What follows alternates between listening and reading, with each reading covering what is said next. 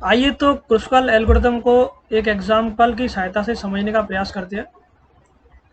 तो यहाँ हमने एक ग्राफ लिया है, आप देख सकते हो जैसे कि एक ग्राफ है जी, जिसके अंदर कुल 6 वर्टेक्स हैं, 1 2 3 4 5 6, और इसके अंदर कुल 10 एजेज हैं जिनसे ग्राफ कनेक्टेड है। ठीक, तो ये कनेक्टेड ग्राफ है पर एक कंप्लीट ग्राफ नहीं है, क्योंकि 1 से और 5 के बीच में कोई डायरेक्ट एज नहीं है।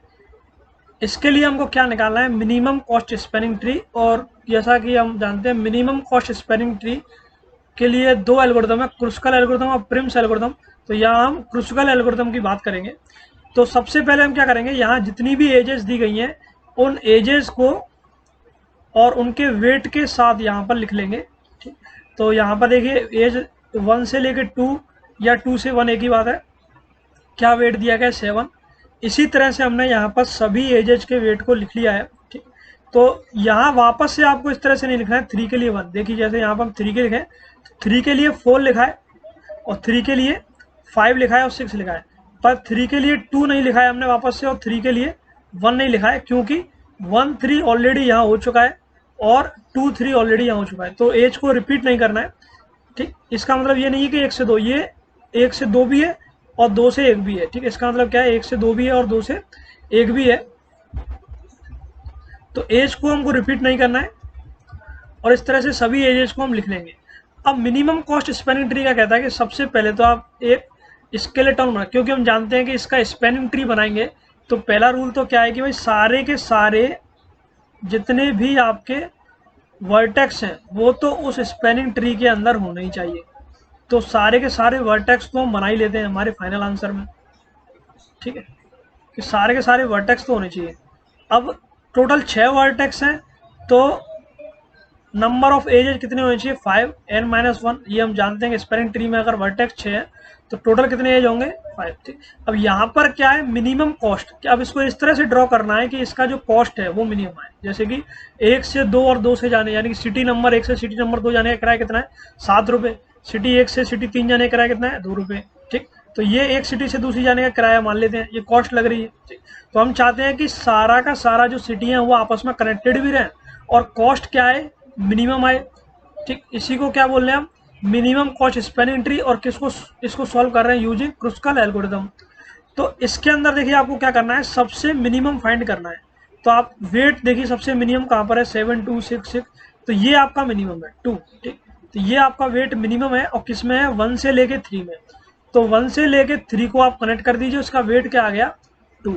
यानी कि ये वाला जो एज है इस पर काम हो चुका है, ये वाला एज अब आपके इस लिस्ट से डिलीट हो जाएगा। ठीक है, अब नेक्स्ट क्या डालना है आपको, नेक्स्ट मिनिमम फाइंड कीजिए। नेक्स्ट मिनिमम क्या दे रखा है आपको, 3।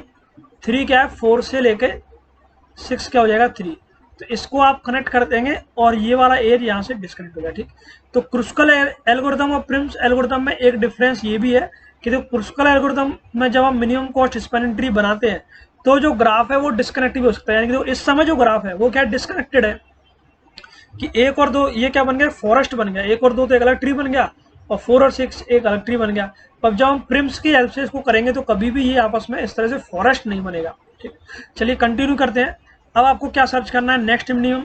नेक्स्ट मिनिमम देखिए क्या आएगा यहाँ से, 4 5 4, ये 4। ठीक है, यानी कि 2 से 5, 2 से 5 क्या आ गया आपका, वेट दे दिया 4। ठीक, देखिए अभी भी क्या है, फॉरेस्ट बन चुका है। ठीक है, ये इसको डिलीट कर दिया। नेक्स्ट मिनिमम क्या आएगा आपका, 5। 3 से 6, ठीक, 3 से 6। तो इस वाले एज को हम ऐड कर लेंगे क्या, 3 से 6, और इस पर क्या लिख देंगे हम, 5। ठीक, और आपको ये भी ध्यान रखना है कि कोई भी साइकिल ना बने, क्योंकि आपके जो स्पेनिंग ट्री है उसके अंदर कोई साइकिल नहीं होती है। ट्री का मतलब ही क्या है, असाइक्लिक ग्राफ। अब नेक्स्ट मिनिमम क्या है, देखिए ये तीनों ही नेक्स्ट मिनिमम है, 6 6 और 6। तो जो पहले आ रहा है आप उसको देख सकते हो, 1 से 4। ठीक, अब देखिए 1 से 4 अगर आप कनेक्ट करते हो, 1 से 4 अगर आप कनेक्ट करते हो इस तरह से, तो ये क्या बन जाएगी, साइकिल बन जाएगी और ये ग्राफ नहीं कहलाएगा। ये जो आपका स्पेनिंग ट्री है ये नहीं कहलाएगा, इसलिए आप इसको नहीं कर सकते। ठीक, तो ये वाला इससे यहाँ से कैंसिल हो जाएगा, 1 से 4 आप इसको नहीं कर सकते। फिर नेक्स्ट क्या है, 2 से 3। ठीक, 2 से 3 आप करोगे, ठीक, और इस पर वेट क्या आ जाएगा, 6। तो ये ठीक है, इसको कर दिया, इसको डिलीट कर दिया। ठीक है, अब देखिए आप अगर चेक करोगे तो आपके इस डायग्राम के अंदर 1 2 3 4 5 एजेस आ चुकी हैं।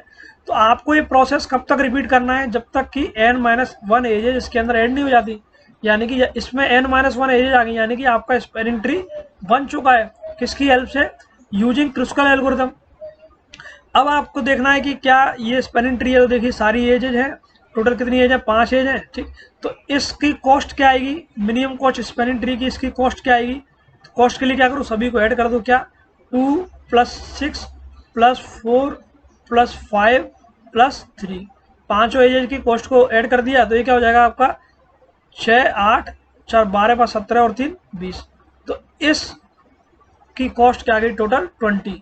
तो ये था आपका minimum cost spanning tree using Kruskal algorithm, जहां पर हमने सभी एजेज की लिस्ट ली, मिनिमम को हम यहाँ पर कनेक्ट करते रहे, ठीक।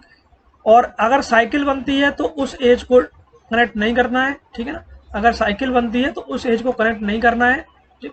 और जैसे ही आपकी एजेज 5 हो जाए, किस केस में, जब n की वैल्यू क्या है 6 है, ठीक, यानी कि n-1 एज तक आपको ये काम करना है, और फिर सभी एजेज का टोटल कर दोगे आप वेट का, तो ये क्या आ जाएगी आपकी मिनिमम कॉस्ट आ जाएगी, यानी कि 20, अगर आप रुपए की बात करें तो 20 रुपए में आप सभी सिटी को विजिट कर सकते हो, इस तरह से मान सकते हैं। तो ये कॉस्ट कितनी आ गई आपकी 20, ठीक है।